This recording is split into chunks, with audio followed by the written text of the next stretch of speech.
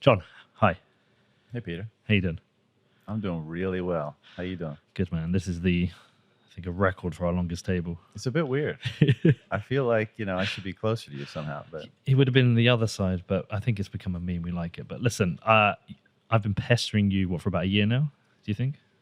yeah, I mean, I think at the last conference we talked about it, and it's such a whirlwind that nothing got put together, and I've been, buzzing around the world, as have you. So Yeah. Well, I wanted to do it in person. I don't like the Zoom interviews. yeah, And it's better. as you know, I like your show, and I think I like the way you frame conversations. So I've always wanted to sit down and have this conversation with you. And there's a topic that I really want to get into with you is basically freedom. Keep it as simple as possible, because I myself am trying to explore what that means to people. And I've had a lot of conversations with people recently discussing freedom. There is some pushback I get that I'm seen as a sympathizer of the government, but I'm trying to fully understand what freedom means to different individuals and what the trade-offs are and what that means for people in different countries. So it's an area I'm desperately trying to explore in the most honest way possible. And I was reading your article, the one you sent me. It's a long paper. You get through it all? I didn't get through it all. There were the bits in the middle I kind of skimmed. But what happened was I kind of ended up reading yours alongside Gigi's recent paper on Law and language. yeah, and money. rights. Yeah. And I was kind of reading the two together, and I kind of felt that was a great framework of conversation. Well, I actually get the chance to speak with Gigi like once a week for an hour and a half. So it's awesome to have someone of that quality and intellect to bounce these ideas off of and refine and stuff like that. So he's been on this before, right? Yeah, he's been on before. I'd love to get him on again. I want to talk about his recent article with him. I want to get into that because there's a lot of interesting things within his article. I haven't completely finished it. It's a long one too. I know. I'm about 75% through. But it's funny, when I was reading it, and then I'll go back to yours, and then I was reading yours and go back. I don't know why. I was just going between the two of them for the last 24 hours. But I am trying desperately to understand what freedom means for different people, because I'm trying to understand if the freedom people want, they really understand the consequences, and also certain pursuits of types of freedom, does that actually lead to less freedom? And I think I want to dig into that with you and understand what it means to you. Sure. What does it mean to you? I don't think there is a individual simple way of defining freedom. I think there's multiple freedoms on multiple different spectrums. I think a good way of explaining it is when I hear people talk about decentralization. This is decentralized and this isn't, and people say decentralization is a spectrum. I kind of think of freedom as a spectrum as well, and I've always thought where directionally is where's a project heading. I would say Ethereum directionally it becomes more centralized over time, whereas actually I think Bitcoin becomes more decentralized. So I'm trying to think of freedom in that kind of framework. Are we becoming more free or less free? I don't think there is a universal definition of what exactly freedom is to an individual, or I struggle to come with it. I certainly think directionally we're becoming less free in certain ways, and maybe in other ways we become more free. I mean, with Bitcoin we become more free, but for me, freedom is more like a pursuit. It's something we are either individually or collectively trying to pursue. But it's definitely something I'm wrestling with really, really in a hard way at the moment, and I get a lot of pushback on it. But I cannot stop pursuing this topic. What does it mean to you? Well, I think freedom is like the ultimate. It's the thing that you want to figure out. And there's so many different ways that you can attack it, right? There's the political form of freedom. There's a spiritual form of freedom, the idea of liberation, right? Liberation from suffering, liberation from your ego self and all that kind of stuff. So it's a big topic, but I think that's why it deserves so much attention. And, I think we have to recognize, The Sovereign Individual is a very popular book in this space, right? And one of the theses that comes out of that is, much as you might want to impose a philosophy on your current era, whether it's now or 500 years from now or whatever, and your ideas about freedom, you're somewhat bound by the technologies available at the time and how much they foster your ability to maintain your independence and maintain your freedom. And I agree with that, right? So, and I use that as a preface to say, like, who cares what we think, basically?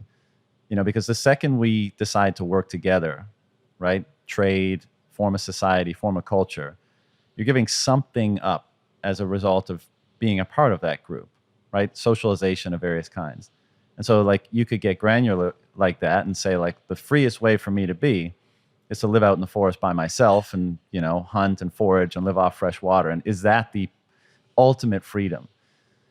And in my opinion, the answer is no. I think freedom is not just your ability to do whatever you want, but it's also your ability to access more potential, more creativity, more ability to be a force for creation in the world, for the emergence of novelty in the world, whether that's ideas or products and services or writing or whatever. And so what's so amazing about Bitcoin is I think you're right in that right now, for whatever reason, a confluence of technological, political, historical, even religious factors, we're in a period where the systems that we've relied on to interact and cooperate seem to be are under stress, at least. Whether they're at a breaking point, I don't know. But they're definitely under stress. And as a result of that stress, I think as those systems try to maintain themselves, they encroach upon people's independence and their freedom and their liberty more than perhaps they set out to do originally. Because as things break down, it's kind of like you're grasping for ways to survive. Whether you're an institution or a network or an individual, you kind of become desperate, right? And I think that's what's happening. And Bitcoin is this force that's, I think it's probably the most powerful liberating force that we've ever come across. Now we could nitpick, is it language? Is it the internet? Is it this kind of stuff? But I think by virtue of the fact that it allows you to establish such an inviolable property right over what is the highest external manifestation of you, let's say, in your money, right? Because your money is the emblem of your previously sacrificed time and energy. And we use that to trade and to determine the value of things and to work with one another. And up until now, that's been confiscatable either directly or indirectly by inflation. Most people, especially in this space, are aware of that. And this allows you to have a freedom over that stored time and energy that we've never had before. And, one of the things that I love digging into in my podcast and all the conversations we have around a conference like this is it's evident that people are changing dramatically as a result of this. I mean, you started this by saying, like, I'm grappling with this idea of freedom. You only grapple with things because you think there's something relevant on the other end of that will alter your perspective for the good, that will bring you closer to a value that you're trying to get to. And I see that represented in so many people in this space. I mean, people come up to me all the time at a conference like this, and they're like, I just want to let you know that, going down the rabbit hole, and consuming your content, Peter's, Rob's, whomever's, has changed my life. Like, I used to be whatever, addiction, substance abuse, bad relationships, aimless in life. And now, by virtue of my pursuit of understanding of this thing and establishing greater freedom in my life, and the corollary to that, which is taking more responsibility in my life, and the way in which an understanding of Bitcoin and how fundamental money is to a culture and a market and a society has caused me to have a more hopeful vision for the future. I am now I'm way better off. I'm taking care of my health. I'm establishing better relationships in my life. I'm pursuing work that I find meaningful. It's outstanding. And so this is why, when I write the piece I wrote that you partially got through makes some pretty bold claims there at the end, because I'm trying to figure out why is it that this thing is so meaningful to people. And I think the feeling or sense, even striving that we all have for liberty and liberation from our own anxiety and suffering, liberation from the strictures of society that are imposed on us, is part of that pursuit. And when you are able to transcend that in various ways, it's very powerful. And so, I mean, to me, more so than the macro, more so than the monetary history, more so than the sick gains from being involved in Bitcoin, to me, the most powerful thing is to witness all these people. I've got my dad here, and what he remarked last night at the beefsteak, he's like, everyone's so happy and positive and humble and respectful and polite. Like, what is this? And that's the question I've been asking. What the fuck is this? What's going on here? Because I tend to think it's way stranger than we give it credit for. And we're all just kind of here grasping in the dark, trying to figure out what it's all about. But I think, to put a pin in your original question, is a greater felt sense of freedom because of the qualities of Bitcoin and what using it allows for is causing people to, one, take more responsibility, and two, see a different future on the horizon than they had seen before. And just anecdotally, my perspective prior to Bitcoin, I was like a gold bug type. I was always very critical of politics and government and all that jazz, somewhat of your typical gold bug. But what do? You look out on the world and you look at, the revolving door of big business and government and, all these massive forces that, at least from my perspective, were not serving the world, broadly speaking. We're not serving humanity. And maybe I was a bit young and naive, and maybe I was overly critical. I mean, there's always some of that. We all have our biases. But the punchline was, I didn't see how the mess of the world could get turned around. And I think there's a lot of people in the world today that feel that way, right? The nihilism, the anxiety, the depression, the substance abuse, all that's a part of that. As a result of that, I kind of checked out.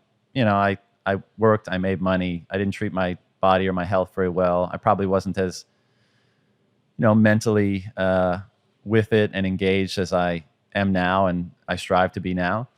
But then when you figure out that there might be something emerging here in Bitcoin that can help rectify some of those issues at a very fundamental level, you don't have to have all these fights at a higher level. If you can fix it down here, as we often say, right? Fix the money, fix the world. But if you can fix that base layer, then I think a lot of stuff naturally gets fixed. And the result of that as an individual is you start to see a more hopeful future. And that awakens something in you to say, I want to be a part. That's a future that I want to be congruent with, or I want to be a part of, right? That's worth my effort. That's worth my energy. And I think that's happening on a growing scale now. And the fact that we're at a conference this week that's going to have 30,000 people, in it, I think is a reflection of that. And, I think it's awesome that we have these conversations and try to explore what's going on, because there's a significant hunger for asking the question, what is this? What's going on? Why are we being so transformed by it? Yeah, that's a really interesting point you bring up there, because if I just think in terms of the shifts that have happened in my life over the last 5 years, I think of the Bitcoin I hold, and you mentioned sick gains, but actually I haven't really realized much of that. I just hodl and it sits there. So really the fundamental shifts in terms of my financial position haven't fundamentally changed from holding Bitcoin. Yes, the podcast generates a revenue, but it's just a job. I could have had any other job. I actually haven't realized hardly any financial gains from holding Bitcoin. Yet there's this whole shift in parts of your life and the way that you think about things. Mm-hmm. And I still to fix the health bit. That's a bit I do need to get a grip of. But that wider kind of idea of the things you question about life, or that kind of pursuit of freedom, that freedom to make your own choices, that freedom to pursue ideas and discuss and have conversations, and that wider collective group of people who are thinking about topics about how to improve the world is this whole other benefit from Bitcoin, that it's hard to communicate with people. When you meet somebody who's new to Bitcoin, you tend to talk about the monetary properties or the technology. I don't know, it might be different for you, but I don't really start from the point of, it's shifted my entire thinking about life and how I consider family and friendship. It's a tough place to start. Yeah, it is, but it's probably the most important part. Why do we do anything? Yeah. Why do we go towards anything? Why do you strive to achieve anything? Because you think there's value in doing so. What does that mean? It means that you think your perspective of your life is going to be updated in some capacity that you deem worthwhile as a result of that action. So I think we're all pursuing this for that reason. And, it's not always obvious, and you follow the market and you follow the price signals to some degree. But I'm not so interested in the economic.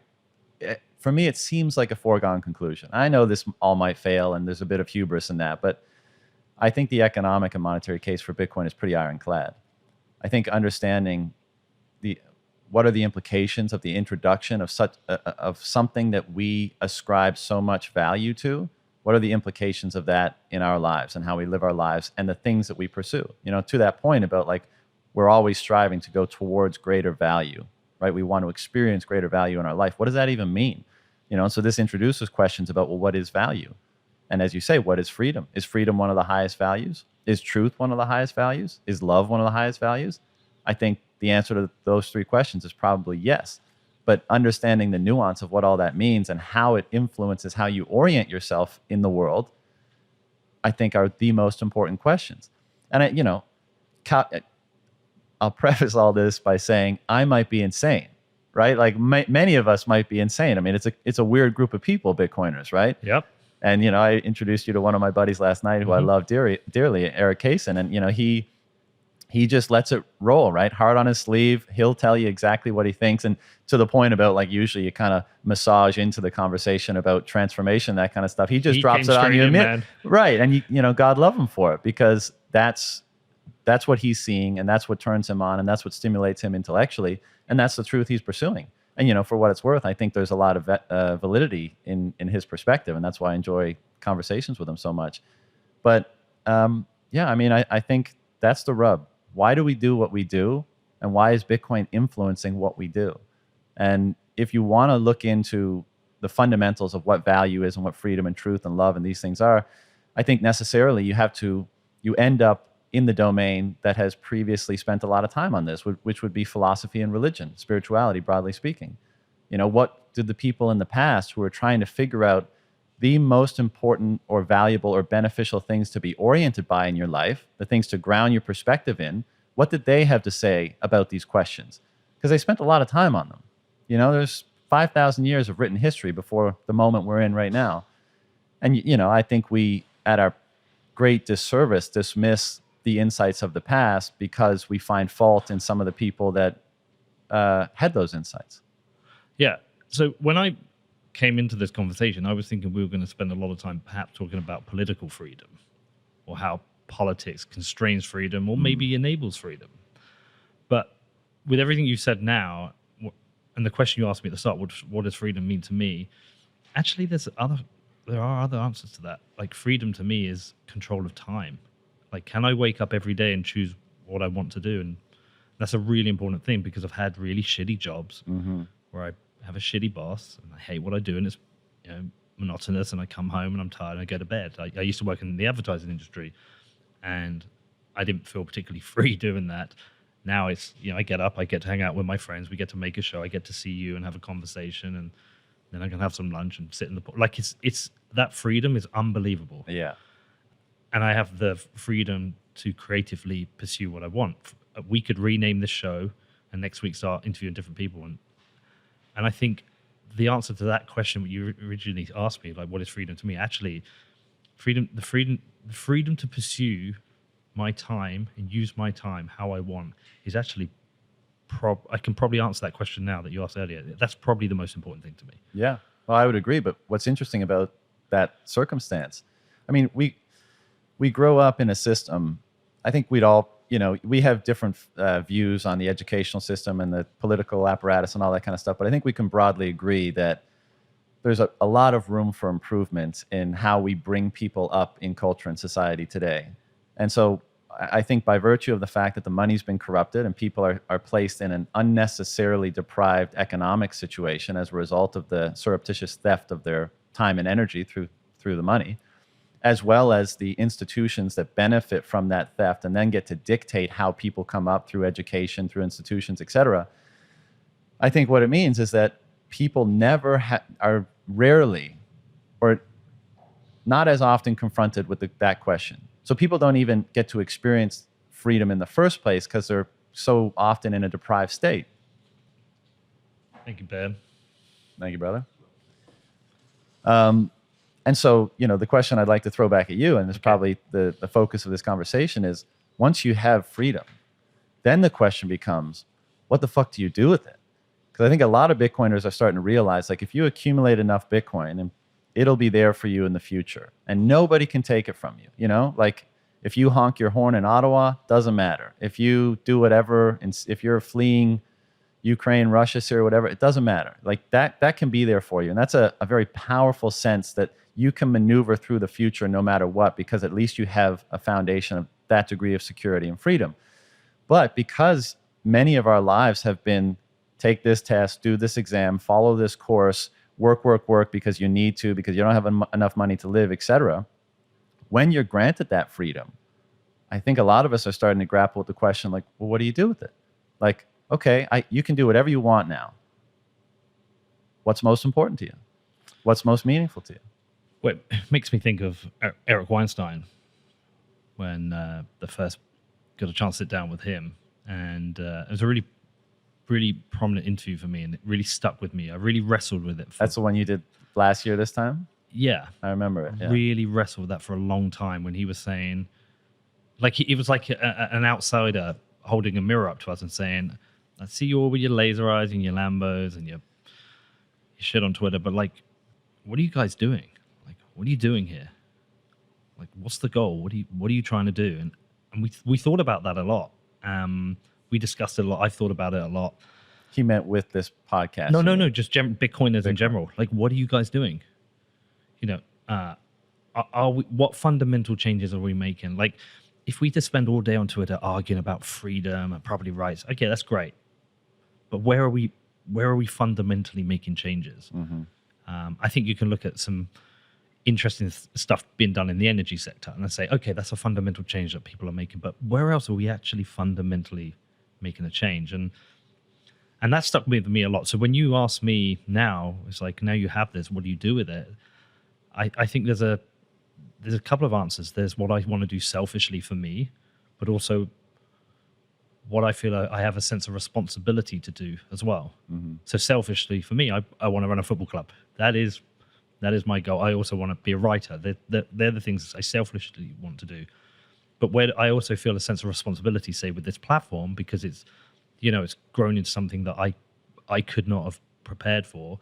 I think I have a responsibility to allow as many people with different voices to speak and explain their perspectives, where they're coming from, what's important to them, and try and draw people together to be a bit more empathetic to each other and to try and walk to more collective, better ideas, mm-hmm. which is why I always want to have people on I disagree with rather than people I agree with. Yeah. So I feel like when you ask me that question, I say, what do I do with that? I do what I want to do for me. So I'm happy and feel like I feel content, but I also feel like I also have to pursue things for other people because I feel that's like my moral responsibility. Does that make sense? It makes total sense. But what about you? Well, hold on now. So okay. you're saying you want to bring different viewpoints together. Yeah. Right. You want to clash those ideas, presumably, because you think something of value can be derived from that. Yep. Maybe we can both come together, share our perspective, and something new might emerge. Mm-hmm. And what is the purpose of that new thing emerging? What are you striving for when you're feeling that impulse to do that? I want to see less conflict. Right. So maybe peace would be like a value or virtue that you're seeking there. Yeah. And unity of various kinds. Yeah. By virtue of that, yeah. More so, like all I see around me at the moment is fight. It makes me think of this book. I read this book by this guy, Jiddu Krishnamurti. He's like this Indian philosopher. Love him.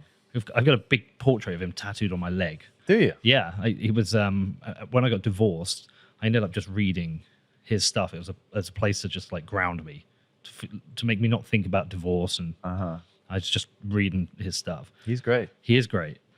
And he was talking about, I discovered him through this band called Stick to Your Guns, because they always play parts of like quotes of his over their songs. And he was just saying about the world, everything is fight. All around us is fight. And that's all I feel at the moment. Whether it's out in Ukraine and Russia, or whether it's on Twitter, all I'm seeing is fights. Yeah. Fight. And I'm like, what? Am I contributing to that? I certainly have. I can be a massive prick at times. Right. And create conflict, and I don't want to do that anymore. Well, it's interesting you bring up Krishnamurti, because he was one of the first philosophers that I started reading, and he was instrumental, I think, in my development in that, and it's perfectly relevant to the conversation we're having, because I would generally characterize his approach to things as being like, I don't know the answer. Let's talk. Mm-hmm. Let's talk honestly, sincerely, see what we can find. He's not one of these prescriptive people like, this is the path to God, or this is what's true, or this is what's right. He was a very intelligent guy. There's all these great videos of him on YouTube. Yeah. And he just would often sit down and ask questions, like kind of Socratic method sort of thing, and just see what might be elucidated through honest conversation, which again is one of the why free speech is so important, and that's one of the things that we're really is under threat these days. But to your point about fighting, I mean, I'm of two minds of this. I'm a fan of non-fatal voluntary conflict, let's say. So whether that's like UFC and martial arts, let's say that's the manifestation in the physical world, or if it's two people deciding, let's go head to head and have it out.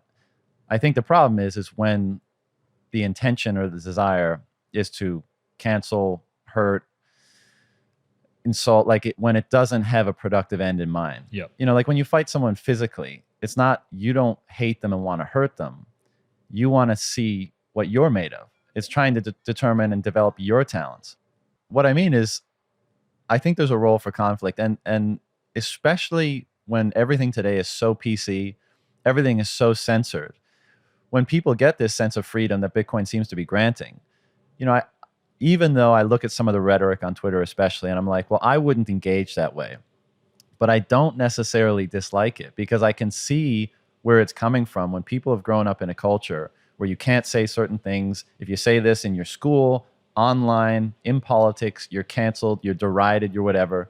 I mean, it's free speech in action. Mm-hmm. And yes, it comes with the imperfections that everybody has, right? Because none of us are perfect. So when you let that rip, when you kind of express that degree of freedom that you have, maybe it comes with some baggage, but I try to see it as a positive in terms of I'd rather see unlimited free speech with all the imperfections of the person who's saying it, rather than having taboo things that we can't say and we can't discuss, or ways in which we can't express ourselves. I know it's destructive at times, right? But I also don't even know if I'm the one that should be judging that. I mean, how do I know it's destructive? How do I know that, an encounter you might have with someone on Twitter, I mean, barring the really egregious stuff, which I've seen, you get certain DMs and stuff. Physical violence is a total non-starter, obviously, right? And that should be condemned, fully. But when it's prodding and poking and all that kind of stuff, I mean, I kind of like it. And, you brought up Eric Weinstein before.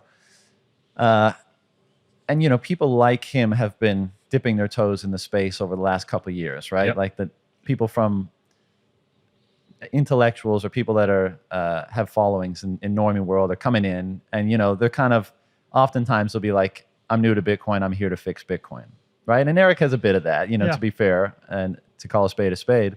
But I like that this space and the culture that's emerging around this is so intent on determining the character of people, that there's this, whether it's intentional or not, if you can get through that, if you can sustain the barrage and still determine, I don't care what you're going to say to me, I don't care the language you use, I'm here to understand the truth of this thing and the value that it might hold, so you can go fuck yourself too, because I don't care about your opinion, I care about this thing and using it to strive for greater value in my life. But if you get turned around and you block people and you say, oh, that wasn't very nice, you said this or that, in my mind, it seems to bring in question how committed you are to understanding the actual thing, rather than having your ego stroked in some way or being treated a certain way because outside of this culture you're treated that way. Yeah, I think for me, I think the point I was trying to make is it's what is productive. I don't mind conflict. But how do we know the answer to that? Well, no, I can only make a choice of what's productive for me. Sure. So I'm not a huge MMA fan, but a huge boxing fan. I love it. This conversation could descend into an argument. It never does. But just say it did. Uh-huh. I know afterwards we'll still hug it out and say that was cool. I'm glad we got somewhere. But for me, it's where can I be productive? I don't think I ever help or change many people's mind in a fight on Twitter. No, fair enough. Yeah. But if I'm spending 10, 20 hours a week doing that, actually, could I spend another 10, 20 hours a week reading, sitting down with people, having conversations, getting them recorded, they get out, 50, 100,000 people listen to that conversation, and that helps some other people navigate a topic or research further. Like, is that a more productive use of my time? And I think that's what it is. Like, Yeah, almost certainly. yeah. So I'm trying to avoid the unnecessary, unproductive conflicts that add little value. It doesn't mean I don't go and I still go and look on Twitter. I'm like, what are people discussing this week? Like, really interesting one was seeing Nick Carter fighting that that climate guy. What is his name? Peter something. And this guy came out with like an appeal to authority about his like experience, understanding energy, and got into conflict with Nick. And I was like, that was a useful conflict. Yeah. That for me gave an understanding of both characters, and that gave for me an understanding of like the topics being discussed and what was at risk. And I thought that's useful conflict. But what is productive for me, this is more productive. Sure. So it's just about going back to your original question, like, what do you do with that freedom? I don't think it's spending 20 hours a week on Twitter. It's spending 20 hours a week, extra hours a week, producing as much useful stuff for other people as possible. Yeah, sure. There's probably more meaningful things you could be doing than, getting in spats on Twitter. Yeah. Right. And I guess to sum up my point, like, I think conflict reveals character. And I think that part of what's happening in this culture is not only are we trying to discern everyone's character, can I trust you? What are you about? Do I want to, be connected with you? But we're also, our own characters are being refined and upgraded as a result of being a part of this whole thing. And so we're also wondering, in what manner should I upgrade my character? And in order to do that, we kind of have to get a clear image of what your character is like and what their character is like. And I think that's a big part of the process. And to your point about, like, if we butted heads here, we'd hug it out. I think that speaks to, you brought up truth at the beginning, and is a concept we often talk about. I think if your allegiance, like your orientation for why you do things, and this is why I was drilling down a little bit on your motivations, if it is to the pursuit of truth, let's say, in this particular case, it might be freedom, it might be love, it might be peace, it might be whatever. But let's say, truth is one of the big ones. Then that's going to dictate how you engage in all this stuff. If my primary orientation is my own self-gain, the preservation of my image of myself, my ego, well, then that will dictate how I engage with you. And I may want to beat you and not hug it out after because I want to walk away and be like, fuck that guy, I won. Right? Yeah. But if my allegiance is, I don't care about any of that shit. I want a better understanding of the truth of whatever the issue, matter, subject we're talking about is. If that's the highest allegiance, then I'm gonna act as though I'm trying to get the best out of you. Like, I want to know your deepest insights because I want to see if they're valid for me, and I want to see if they can refine my perspective. And even if we don't line up on any of them, at least at the end, I could say, thank you. And it's the same in martial arts and sparring. Like, I don't want to pound your face in. I want to see how good I am at refining my skills. And then at the end, I want to say thank you to you because you put yourself on the line. In one capacity, it's you've subjected your own ego to the truth. And another one, you've subjected your body to, in service of the process that we're collectively discovering. And that's a really interesting point. What does it mean in the former example? What does it mean when you subordinate your ego, right? Things exclusively accumulating to your conception of yourself and your gain to a higher value, in this case, truth. And this is why we wind up in the religious and spiritual, landscape when we talk about these things, because I think part of that enterprise is discovering what is the value that's most beneficial or worthwhile to subordinate yourself to for the production of a meaningful life. I think that's generally the religious enterprise. And so what all these people throughout the ages have been doing is saying, like, well, yeah, okay, we agree with that question. What are the values? And I think truth, freedom, love are some of them. So when we talk about freedom, the political aspects of freedom are interesting, but I think they come from a more base layer of how we understand those values. And I'm still as imperfect as anyone else and still on my own journey, but I'm starting to not even intellectually understand, but feel the benefit of subordinating myself to a value, or subordinating my conception of myself and my ego to a value higher than myself. And I remember when I sent you that thing, you're like, I'm not religious. And I said, I'm not either. I don't ascribe to any particular faith because I think a lot of them are born out of the same pursuits, this very one that we're discussing. And I know this is a complicated subject, but I think the notion of God, if we want to go there, if subordinating yourself to certain values, again, let's keep going with this tract of truth. Uh-huh. If that does lead to a better life for you and the people around you, right? So, and that's tricky to nail down, because in our world today, like better life might be, are you a billionaire? Is that the description? Or is it waking up and feeling content and energized and having a lot of loving relationships in your life and feeling strong and, you know, all that jazz? So success is a hard one to nail down, but your own individual success, however we might come to a definition of that, and harmony with those with whom you're interacting and trying to strive forward with. What are the things that optimize for that? And can we say that if we gain any clarity on what those values are and we actually embody them and live them and they actually work, what does that say about this reality that we find ourselves in? Can we say that it somehow is constructed or resonant with those values? And if we can, is that somewhere near the notion of a God that says, if you align with certain values, you will receive the benefit of having done so? I don't know, but interesting thoughts. Okay. So, no, I'm going with you here. So, because I'm not a religious person. My mother was. I was raised a Christian, went to church, but I'm just not religious. I'm a science nerd, and I read a lot of science nerdy literature and trying to understand how the universe works and yada yada. And for me, there's no role for God in that. But could you, in a similar way, subordinate yourself to the collective, like humanity as a collective, like subordinate yourself? Am I doing the best to create the best environment for everyone around me? And as far as that reaches, could that be a similar thing? I mean, definitely, because I think that's one of the components of being part of a harmonious whole, right? Yeah. But let's talk about this religious thing for a while, right? And we'll probably piss a lot of people off by treading, sloppily through this territory. But I built a career on treading sloppily I know. through topics. I think it goes without saying that the religious institutions around the world, whatever they are and wherever they come from, I think we're founded on profound insight and a worthwhile enterprise and altruistic people.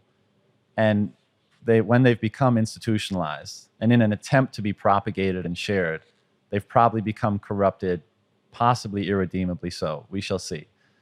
And they've also grown up in a world where we weren't globally connected like this, so they all grew up in isolation. And now we live in a world where we have, you can look into ancient Indian religions, Egyptian religions, Native American religions. I mean, it's all there for us to study now.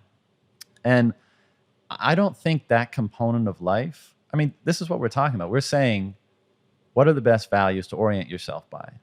I think that's what religion is. The answers to those questions have been codified, written down, and then stewarded.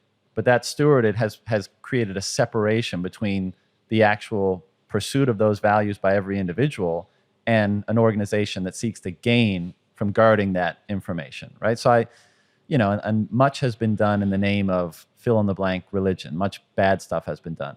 But we don't even, to be fair, we don't know that it would have been better had that not been the case. Maybe religion, by virtue of the fact that all of recorded history, we have examples of it, maybe that speaks to its central importance. Maybe as much as we've fumbled throughout our history and all the war and conflict and all the other bullshit, maybe it would have been way worse if we didn't have a unifying value, something, to come together on and say, yes, all the other things we might disagree on, again, this is the topic of our conversation today, we believe that these values should be held up as the highest. And so my current thinking on it is that maybe we're moving into a period where the religious institutions are going to dissolve in various forms. But I hope we don't throw the baby out with the bathwater, because I think there's a lot of useful insight that they've come up with. And so let's investigate them in conjunction with philosophy, in conjunction with science, in conjunction with psychology, with all of it, and try to determine what values do we most orient ourselves by for a good life? And, the final point I make on this is we can't act without that, right? You deciding to go here or go there, there's a value judgment inherent in that. What's guiding those decisions? And I think the recognition of the central importance of that, let's say, the membrane of value that exists in between you and how you act in the world and determines your action. What's the most valid one to have? Or what's the most valid group of ones to have?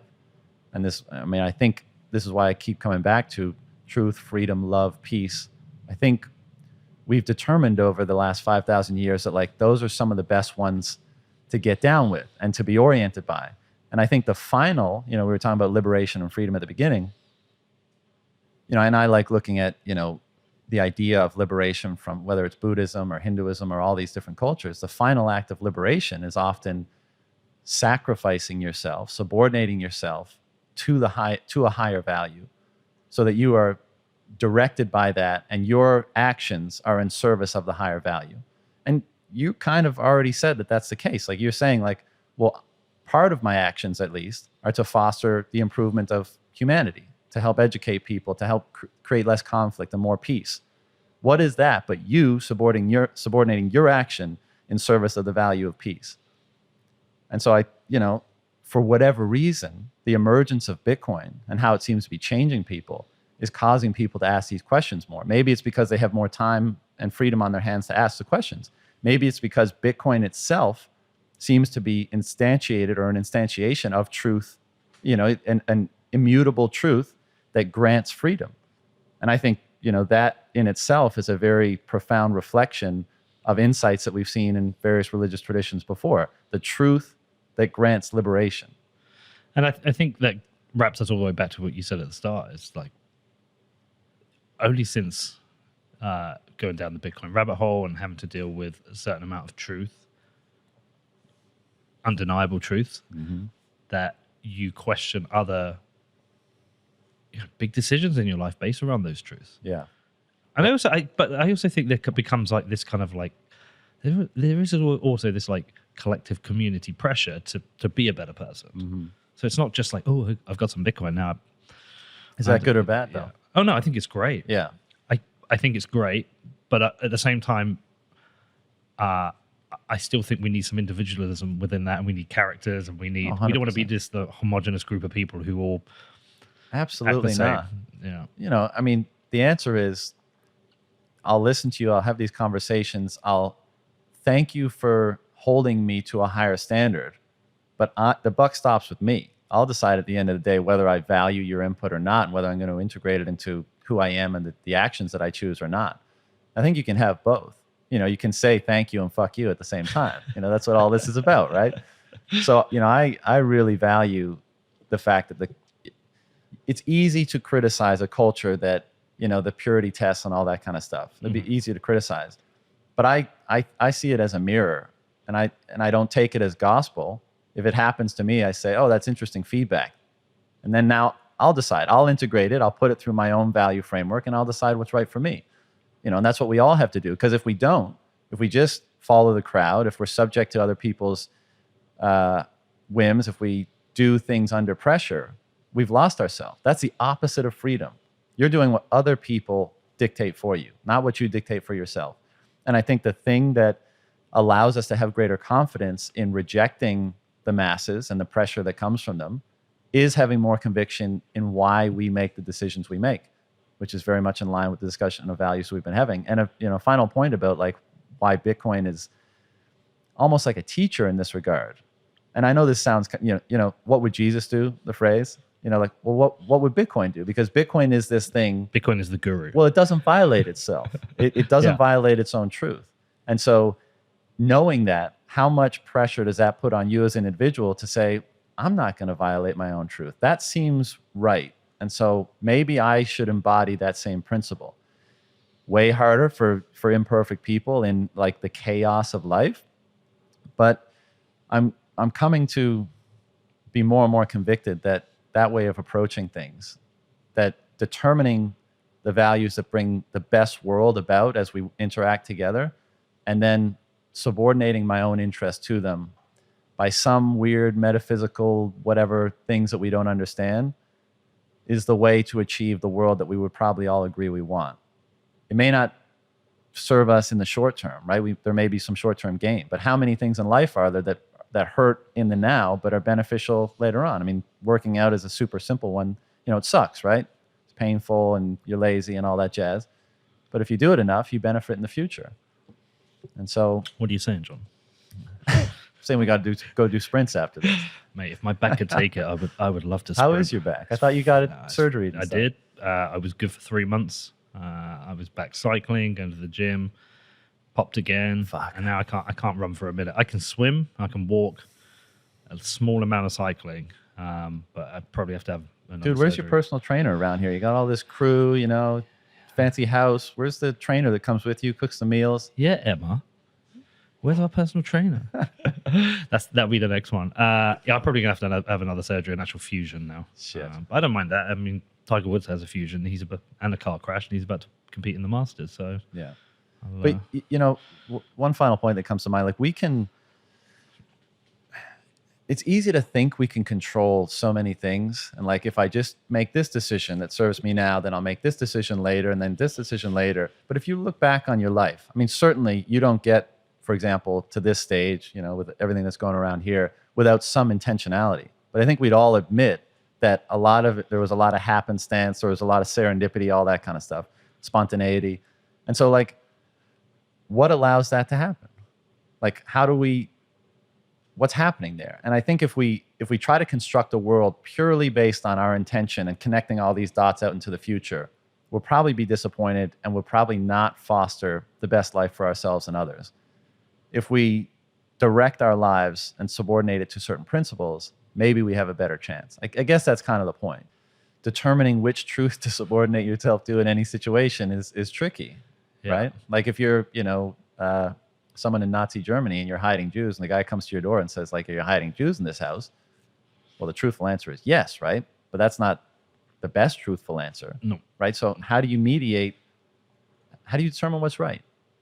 And so even though you can't always have an easy layup answer I'm just going to subordinate myself to this value and I'll figure it out.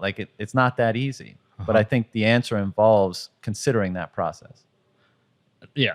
And there's a lot of ego wrapped up in some of these decisions Always as is. well. Yeah. How's this all evolved for you, though? How so? Well, so, I mean, I don't know. You said you're previously a gold bug. I don't know what was your Bitcoin year, your origination year? I bought Bitcoin in Bali in 2014 for the first time. Okay. How different are you now from then? I mean, the short answer is I've always been somewhat of a contrarian, black sheep. I'm sure my old man can reflect on that afterwards a little bit. But, I always thought there was something more. And I've always been insanely curious. And to a fault, right? Because, you need to be able to focus on things to build a career and a life and that kind of stuff. And I've always just been so consumed with the questions, right?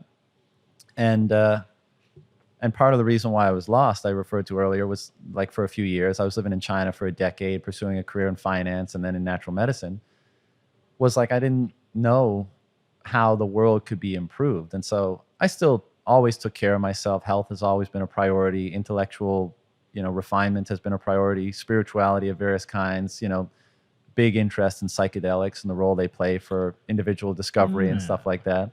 That's always been a part of my shtick, but it was lacking that mechanism for all that being relevant in the world. And I actually think that's one of the things that we talked about, the energy and the happiness and the positivity of Bitcoiners earlier. I think that's part of it. I think it's a group of people. I'm generalizing, but I think it's a group of people that were kind of outcasts a little bit, and they were like, this doesn't feel right. There's something missing from all this. I don't really want to be a part of this. And you withdraw and you go in different directions. But now something is emerging in the world that's kind of reframing your conception of the world and what it can be, and saying that's way more aligned with the things that who I believe I am. That's way more aligned with the world that I want to be a part of. Okay, now that that's the case, now there's actual pressure on me to discover my own potential. Whereas before, maybe you ignore it because who gives a fuck? But now it's what might I pursue? What might I become? What is my potential? What is my highest potential? And I know this is all kind of cliche stuff, but they're real considerations, and I see them happening in people all over this conference and all the podcasts I do. It's, it's real. And the same is true for me. Like, Bitcoin has awakened that thing in me that makes me ask those questions of like, what do I want to become? Who's the person I want to be? There's nothing more important than that, in my opinion. And then it bleeds into careers and work activity and income and all that kind of stuff. But peace and joy and gratitude are the words that come to mind as a result of Bitcoin entering my life and consciousness and the world. Because now I feel that a more peaceful, a more prosperous, a more free, a more truthful world is possible.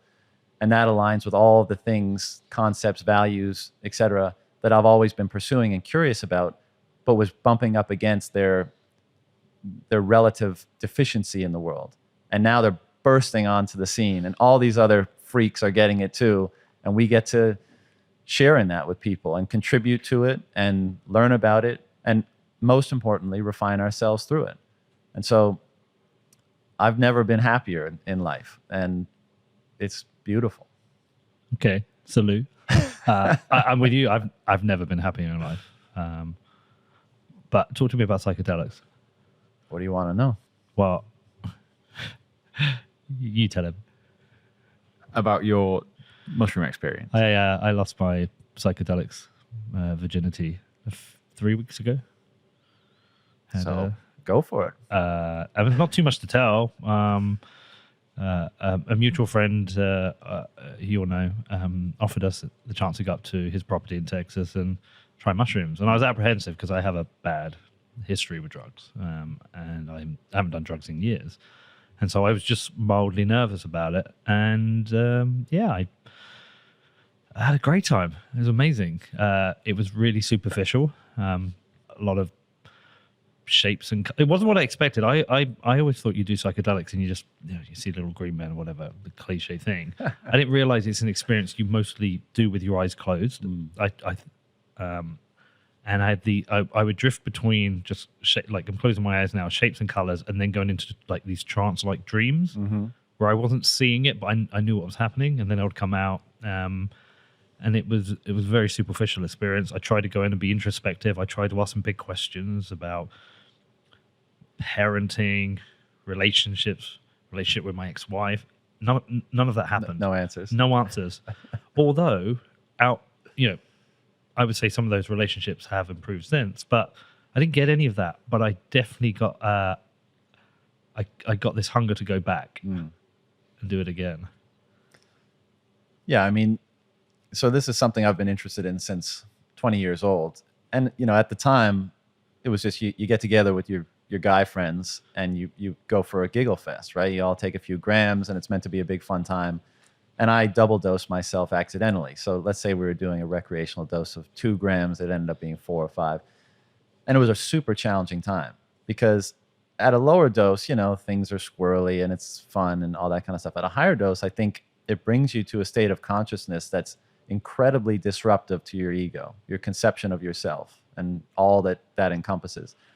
And if you're not ready, if you don't think there's anything other than that, first of all, but if you're not ready for that to be disrupted for a time, all the associations and aspects of your identity that allow you to move through the world confidently. I'm Peter, this is what I believe, this is what I have, this is what my preferences are. All that stuff gets packaged up so that you can move through the world, the chaos of it, the threats of it, and be basically okay. What the psychedelic experience can do, and I say can because you can approach this differently. The punchline is a very high dose in silent darkness, either out in nature or inside.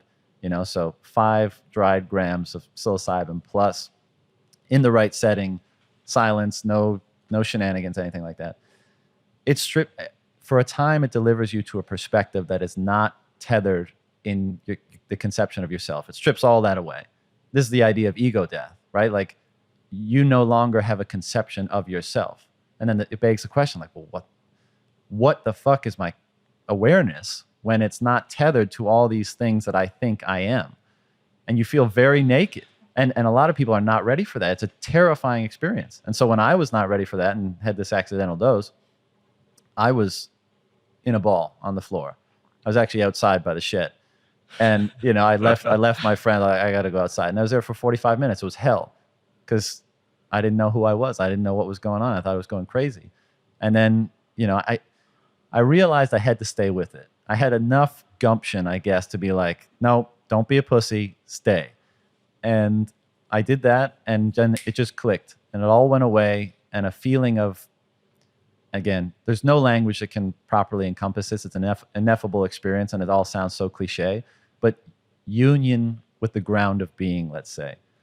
And I think you can only have that experience if that union is not being disrupted by the different things that cause you to be a differentiated individual, a differentiated idea of yourself. You can't experience that degree of unity if you have all these things that are separating you from that. I realize this is all very like weird language, but the punchline is that experience caused me to pursue a greater understanding of all this stuff. So I went on Amazon the next day, bought every single book they have on psychedelics. 6 months later, I was down in the Amazon for 3 months, living with a shaman, doing ayahuasca on the regular, like trying to figure all this stuff out. And what was that like? I mean, the jungle sucks. It's so oppressive, like just the heat and the bugs and all that kind of stuff. But, again, curious person, I had to know, like, what is this? What's going on? It's not what I've been told. It's not just a recreational thing. It's not just, drugs are bad, stay away from them. It's something different. There's something of value here. And I wanted to know what that was. And so I was like, well, they've been doing it in the jungle for thousands of years, and they take it seriously, and I'm not going to be put in jail if I do it there. So let's go figure it out. And it's hard to convey to you, precisely what the benefit was. But broadly speaking, a broader perspective on who I am, what consciousness is, what reality is. And then, of course, the question we've been dancing around this whole time is, how then should I behave? Who should I strive to become? I mean, that's the punchline of everything we do. And I find that those pursuits done responsibly are a phenomenal tool or a phenomenal help in that enterprise, in that purpose.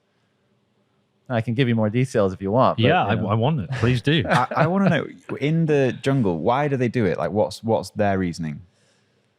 Well, I mean, so the Amazon is a massive place, right? It's basically the size of continental U.S., and much of it is explored still, because it's such a thick environment. It's just thick jungle and rivers and mush everywhere. But the shamans, in most places, will say that they've been doing it for thousands of years, and they've done it to access, the quote unquote spirit realm. And I know, like, a lot of us would have an aversion to that characterization, but let's just say another experience of awareness or consciousness. And, some tribes would do that because they felt there was a benefit to be gained by having someone that could access those realms and bring back different kinds of wisdom, whether it be like personal wisdom for how the tribe should act or behave. And of course, there's like a hunting and element of this, like divination sort of thing. And I don't know much about that. Like, I don't think these experiences like allow you to predict the rain or where the animals are going to be or any of that kind of stuff. But when you're not so locked into your own individuated awareness, I think you're able to access greater pattern recognition, because you're connected to more things. At least that's the sense. And so when you're like that, can you observe the patterns of nature better? I definitely think you can, because you're not distracted by all the torrent of thoughts that you usually have and all the different blockages that get in the way. If you really are kind of more connected to all that is, well, then I think you can derive greater insights from how all that is working. And so I think that's part of how or why those practices emerge. They still don't really know how, because, the combination of ayahuasca specifically, it's different for like magic mushrooms and stuff like that. But ayahuasca specifically is two plants from the Amazon, and there's like a shitload of plants in the Amazon, right? So how did you figure out that you had to combine these two? And it's not just like you pull one leaf off a tree and pull another one off and eat it. You have to get a ton of this stuff, like biomass, and boil it down in a giant cauldron for a whole day. And so you might have like, 10 gallons or more of water, and you get a liter out of it, of this sludge. It's horrible. It's like drinking mud. Do you have to drink the whole thing? No, God, no. You drink a shot of it. Okay. And then it delivers this experience. But the question remains, like, how did they figure that out? Trial and error, I guess. I guess a lot of guys wound up dead in figuring that out. But it's remained for so many years because of the great value in it. And if we look at the Western world, broadly speaking, you know, psychoactive practices generally have been instrumental to civilization. That seems to be the case. Now, it's not always psychoactive substances, rhythmic dancing, ordeal poisons, fasting, all of this kind of stuff has been used to perturb consciousness to varying degrees. And cultures all throughout history, yoga is another one, for example, have engaged in them for some reason. And I think, broadly speaking, we can say the reason is because there's a benefit to doing so. There's some sort of wisdom to be derived from shifting your perspective for a period of time, deriving wisdom or insight, and then shifting it back afterwards, and then integrating that wisdom and insight into your life and into the culture. And I think if Bitcoin really is the base for a new culture, and I think it probably is, and maybe it doesn't happen for another 500 years, but I think that's the premise we often work with. I think we're going to see a resurgence of these practices, be they plant-derived or otherwise, in forming the basis of that culture. And so to answer your previous question, like for me, I went in that direction because I didn't see a solution in the exterior cultural world. Now I see the solution in the exterior cultural world, i.e. in Bitcoin, as well as the interior landscape that you're able to explore and refine through the responsible use of psychedelics. And a final capstone on that is, have you ever heard of Eleusis in ancient Greece? No. So this is a particularly notable one, but like people like Plato and all the famous people from the classical Greek world attributed the height or the value or the advancement of their civilization to these practices that took place at a town outside of Athens called Eleusis. And the formal name for them is the Eleusinian Mysteries. And it was a rite that you experience once in your life if you were a notable person in the ancient Greek world. And we don't know much about it, but it seems to be the case that it was fostering an experience of an altered state of consciousness. It seems like evidence is starting to show that it was a psychoactive substance of some kind. But the punchline is that people would have this experience and then they would come away with it and saying that was the most significant, consequential, valuable experience of my entire life. And it revivified the culture. And then in the modern day, as because psychedelics were, popular in the 60s, burst on the scene, and then they were criminalized and pushed underground. And only in the last 20 years have places like NYU, Johns Hopkins started to do the medical research on them. And when you read the reports of the people that are involved in these studies, they too report that done in the right way, these experiences are among the most significant experiences of their life. And they stay with them for the rest of their life. And again, it begs the question, why is that? What's going on there? And that's what they're trying to discover. And I think, the medical approach will only go so far because it's hard to write down on a notepad when you ask someone like, tell me about God or tell me about how you just unified with the ground of reality. It's kind of a hard thing to write down and articulate. But I think by virtue of the fact that more freedom is emerging through Bitcoin and people are more interested in their own development and refinement, who should I be and what should I value, they're naturally going to go to these experiences because those experiences very much help determine the former. And I'm a bad example because I probably self-select and pay attention to more of this stuff. But it seems to me to be the case that a lot of Bitcoiners are starting to become interested in this pursuit for that very reason. And so if we really are contributing to the emergence of a new culture, I think these methods of perturbing consciousness and accessing a different perspective for a period of time are going to be fairly central to that. Well, I mean, even if you accept Bitcoin, you have to start to alter your thinking on a whole range of subjects. And you have to, have to not everyone, but a lot of people have to reconfigure their life. You talked about fasting, for example. Mm-hmm. I mean, hodling is a form of fasting. Yeah. You think it through. Yeah, it's a good one. And I've tried fasting. It's a struggle for me. I've always been a big guy. I like to eat. I like to wake up and have a coffee and a sandwich or a bacon. But I've tried fasting. It's a real challenge. Mm-hmm. I've had periods when I've done okay, and you do gain that wisdom from that. But to me, a hodling is a form of fasting. It is a delayed gratification, and with that comes wisdom. Yeah, absolutely. And you bring up a good point. Everything kind of alters your consciousness. Yeah. Like even an idea. And this is, I think, fairly central to the religious phenomenon as well.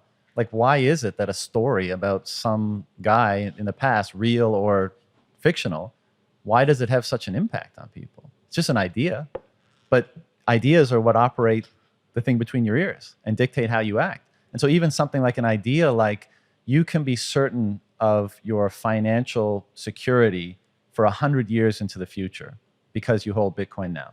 Now, certain's maybe the wrong word, but more confident than ever before. Yeah. How much does that expand your conception of your own future and the future of your kids and the future of your grandkids? Like, it's literally mind expanding when a new idea enters your brain that expands the horizon of what the future could be for you, you know? And so all of this stuff alters your consciousness. I guess what we're saying is like, how should we facilitate that process by intentionally altering our consciousness to gain more clarity about certain ideas that we want to like continue to affect us, to continue to guide us in certain ways. No. But it's a really interesting point that like everything is consciousness altering, from coffee to an idea to psychedelics. I mean, it's all just a soup of things going on up here that ultimately wind up in action, and everything affects it. No, I'm following you here, because what I'm thinking is, I think of, okay, my first Bitcoin tour of duty, did my first 4 years. If you survive a 4-year period, even though I haven't really realized the gains from holding Bitcoin, there is that buffer that now exists. There's that financial buffer, and I know what that means for me, and I know what that means for my kids. Yep.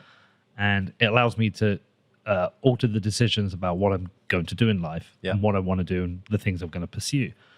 If I do a second 4 years and there's a similar jump in net wealth, it allows me to widen the net of who I can bring into that kind of sphere. So I have my kids. I mean, there's no way I'm teaching my kids, oh yeah, you have to go to college and you have to get a job and you have to get a house.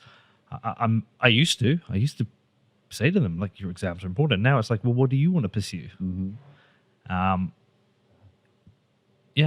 really and you know, an obvious one that happens to a lot of Bitcoiners is when they feel that way. I mean, how much of anxiety in life comes from job, career, money, all that kind of stuff? For most people, a lot, right? A lot. And once especially right now, you can see it. Yeah, absolutely. And so what's the impact on your mental clarity and how you determine what you want to do with your life if you can dial that down? You say, oh, wow, I have a greater form of financial stability now. I'm not as anxious about the future.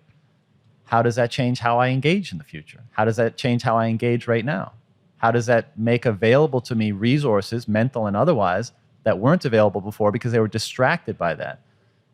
I think it's significant. And so do you think, I mean, we've talked about, if we go back to the start, we talked about failing institutions, crumbling centralized institutions. Certainly there's a stress test, as you said, maybe they've not completely failed yet. We talked a lot about religion, and not so much what religion itself, but the values that exist within religion. Do you feel like this kind of runaway fiat system, which is starting to fray at the edges, hopefully more than fray at the edges, do you think some of that is comes from a lack of values, a lack of ideology, a lack of things that people anchor to themselves to, or do you think it's causing it? It's a great question. I think it's inevitably both, but I think our natural state is the former. It's like, you grow up in the world and you have your familial and your community and your nation conditioning, the cultural conditioning. And so that affects all that. And it by no means delivers to you everything you need. And that's why, as we've been discussing, like, the culture is useful, for socialization, for interacting, for coordinating, for getting what you want, for accessing value. But you can't become it. You have to remain an individual so that you can take from it what's valuable, what you need from it, and what benefits you, and not be co-opted by it.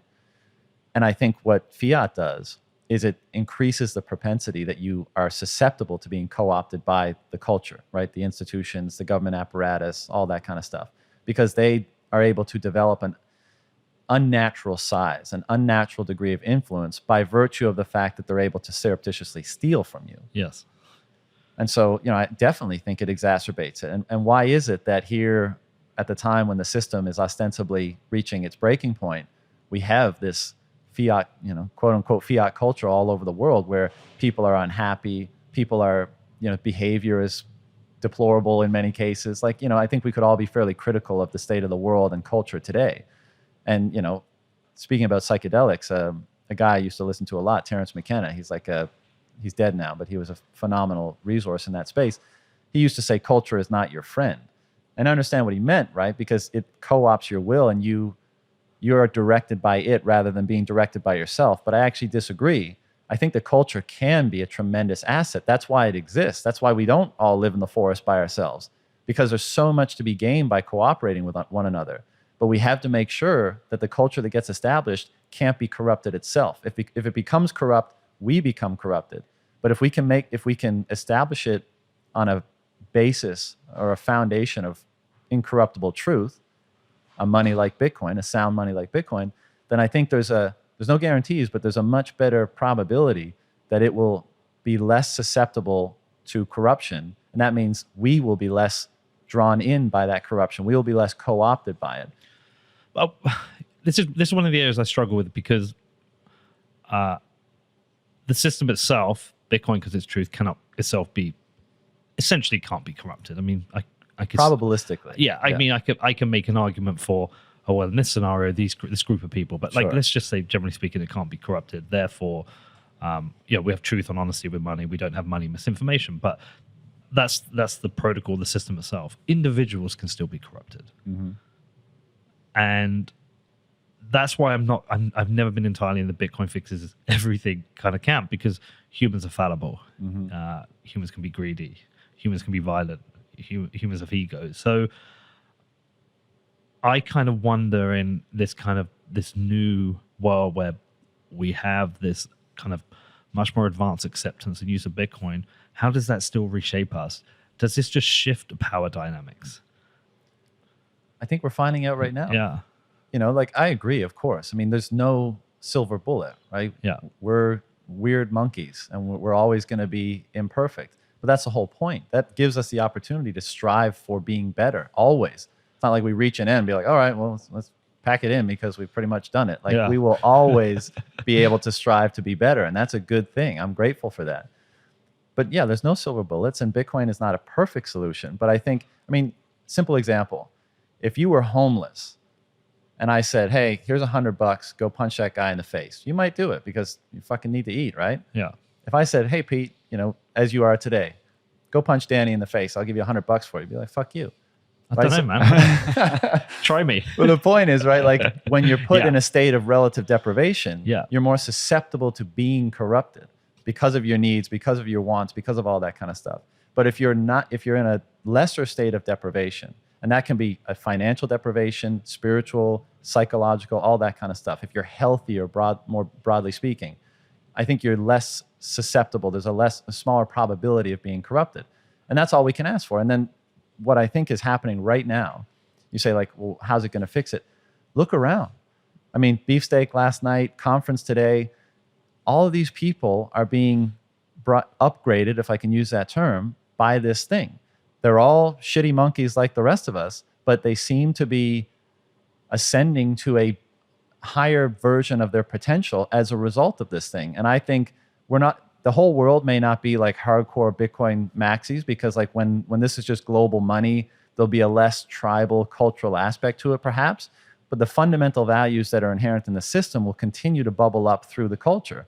And I think what's going to happen is, whoever you are critical of in a cult, maybe if you're walking around South Beach and you see some people and you're like, that's kind of like wherever in the world you find people that like you're critical of how they behave, that's by virtue largely of the culture. Sure, they're responsible for making their decisions, but there's so many different signals and conditioning that's being imposed on people that dictates their behavior. And a simple one that I use often, and it's probably overly simplified, but like, if you and I grew up in the Amazon, in that village that I stayed at, rather than where we grew up, we'd be speaking differently, we'd have different preferences, we'd probably dress differently, all that kind of stuff. So we very much are a product of our culture.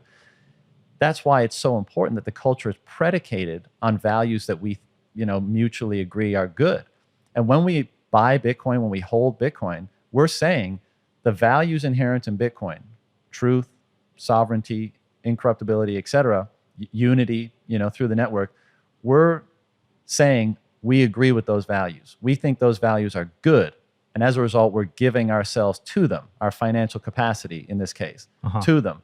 And I think if the more people do that, the more individuals will experience benefit and the more the culture will be predicated on those very principles or values. And I think that would be an improvement from what we have today. I don't disagree, but I do also think back when you said a moment ago, if I was hungry, I was homeless, and you offered me $100 to punch somebody in the face, maybe I'd do it. I think the point you're really making is that when people are desperate or hungry, they may steal whatever to protect themselves. You can be more easily influenced by someone providing the things that you think you're deprived of. But where I was going with this is what I'm saying is one of the great things that I think about society and culture, and certainly Western liberal democracies, is the fact that we've done a lot to protect people in vulnerable situations, whether that's economic situations, but also with regards to civil rights and such. And one of the things I worry about is the loss of that in the pursuit of absolute freedom, that we lose some of these things that have, I think, been for the betterment of society and culture. How do you think that would happen? Well, I talk to some people who talk about they hate collectivism, they hate taxation and redistribution. Whereas I look at it differently, and I think of a good society and culture as one that does protect the weakest within it. And I think government is very bad at taxation and redistribution, but I think they still do a good job in places like the UK and the US to a certain extent with protecting the weakest in society. And I worry about the loss of that. Yeah, well, this is a large discussion, but I think generally speaking, where I fall on it is don't violate property and do whatever the fuck you want. If you want to live in a society where you contribute 30% of your income so that there's a bigger safety net, more power to you. But we live in a world today where that's not really a choice for most people. I hope in the future it will be. And I also think it's really hard for us to change one variable of society today without changing all the other variables. Like, it's very difficult to look at things in isolation. Like, for example, I think in a Bitcoin-denominated world, in a hyper-Bitcoinized world, I think, one, far fewer people will fall through the cracks, right? So there'll be far less need for a safety net. But I also think the safety net will be provided on a familial, on a local, on a community level more effectively than someone on high in Washington, D.C. trying to improve the life of someone on the street in San Francisco.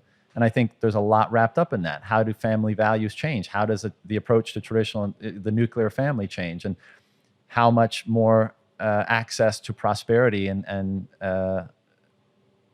wealth is available when it's not being stolen, when the productivity gains of new technology and innovation is not being siphoned away by the money printer. Like, all these things go into it. And I think, but we could debate that, right? And we could, who the fuck knows how it's going to play out. But the premise is, don't violate property and allow people to make their own choices. Yeah. And any form of collectivism requires violation of property. I mean, not necessarily, because you could opt into it. Yeah, but it's an opt-in system, I think, would be... I just think it's difficult in an opt-in system to collectively protect the weakest in society. Yeah, I mean, you may be right, but I think it will be resolved more emergently than we can currently see. And I think part of the issue with the state generally and all the different things it presumes to have the authority to do is that it causes us to abdicate our responsibility for many of those roles. So in this case, a very simple example is like, if you think, you're already giving away 50% of your income in taxes, how motivated or even how capable are you to help the person in your very neighborhood, in the cul-de-sac or the street that you live on, to go above and beyond and help that person? For most people, probably not, because in the back of their mind, they're saying, well, safety nets are there, I pay my taxes, it's not my problem. But what if none of that happened? And so, one, nobody was stealing from you, you had more wealth, and two, you weren't given a free pass of abdicating that responsibility, because you knew if you didn't do something, nobody else would. Now, I know this is idealistic and all that jazz, but I do, my impression of seeing Bitcoiners operate, you're a great example of this, because when I shared that story about the guy in the yeah. town that I'm living in right now. He got fucked over by a scammer. You sent me a bunch of money to make him whole. Why'd you do that? It wasn't the state doing that. You decided that you wanted to help that person, and maybe, because we have a relationship and all the rest of it. But my point is that when you have the greater capacity to help and you feel a greater responsibility to help, I think you help more. And I think that's the culture that we're going into, and I think Bitcoiners are an early representation of that. Yeah, I don't disagree. But at the same time, I can't pin my hopes on hoping people have the same values that I have and you have. Because I'm not sure if that's realistic. I mean, there's no guarantees, right? No. I mean, that's part of rolling the dice of reality. I mean, we take risk in every action that we take. And this is why it's so important to tether them to values. Because if they're not tethered to the values that you deem most valuable or worthwhile or meaningful, by what means do you establish a compass in your life to determine action? So I agree with you. I mean, it's hard to see all the dots that connect to like this future that, I've been articulating. But I think that's why we have to defer to call them axioms, values, premises. And I think one of them is that don't steal from me. Don't violate my physical autonomy or my property. And, throughout history, there's been laws written to say, okay, I won't violate your property, but I have more power than you, so I'm going to violate your property if I need to, right? At coercion, threat, or actual force and violence. And Bitcoin allows us to establish a property relation to the most concentrated form of our wealth, which is money, that's nigh inviolable, right? As you were saying before, like you can be coerced, I can put a gun to your head, but you need my participation to get my Bitcoin if it's custodied properly. And so that changes the game. And that instantiates that property right, the premise of don't violate my property, more so than it's ever been represented or available to people before. And I think that's going to have pretty profound political and other effects, as we've been discussing. Because a law is only as good as the people who decide to uphold it. And unfortunately, in the world we're living in today, we're figuring out that like laws can be changed or circumvented pretty damn quickly if you're tagged as the bad guy. You may not be, right? You said something on Twitter that you didn't think was all that bad, but somebody did, and they censored you. You contributed to a cause in Canada recently that you didn't think was so bad, but somebody else did, and they cut off your bank account. I mean, so laws are great, and I think we should continue to refine them, and we should ground them into the things that we think are most important. But if we have an opportunity to make them more permanent or firm, absent, if we have an ability to make them more inviolable, we should take it. And I think that's what Bitcoin is doing. And when our property can't be violated, what happens? I think we get a lot more voluntary exchange. And you can then choose, like, I want to support these causes. I want to be a part of this city. It's so early, right? Like, I think we're at the precipice of like really next level civilizational change. And it's probably going to be messy a little bit in the transitionary period. But on the other side of this, or as we move forward, I think more good is coming than bad. And that's something to be hopeful for. I think that's a great place to finish it, John. Thank you, man. Listen, this is what all I thought we would talk about. It's quite a profound interview. It's left me with a lot of things I want to go and think about. So I really appreciate you, man. And I'm glad we did this because it's been a long time coming. As you know, I love your work. Please tell people where to follow your fantastic podcast. Well, first, man, I appreciate all these discussions, and it's been a long time coming, and it's great to be on this with you and meet the team. And I know you get a lot of flack, or have been in the past. And as we've been discussing, like, I think you talk to people, right? And you have this out. And even if we disagree on stuff, I think if I can show you what I'm oriented by, and if I can make a case for the things that I believe, and you can do the same, then maybe we can wind up better off after it, right? So it's been fun to have this discussion. Yeah. If people want to follow me, they can look up Bitcoin Rapid Fire. I'm also hosting the Closing the Loop podcast for CT, and available on Twitter, everywhere, that kind of stuff. All right, man. Well, listen, good to see you. We've both got a long day tomorrow. It's going to be fun, man. I'm super pumped. Yeah. I can't wait. Let's go enjoy it. And go celebrate with our people. Yeah, man. Nice to meet your dad. And yeah, peace out, man. Awesome. Thanks, brother.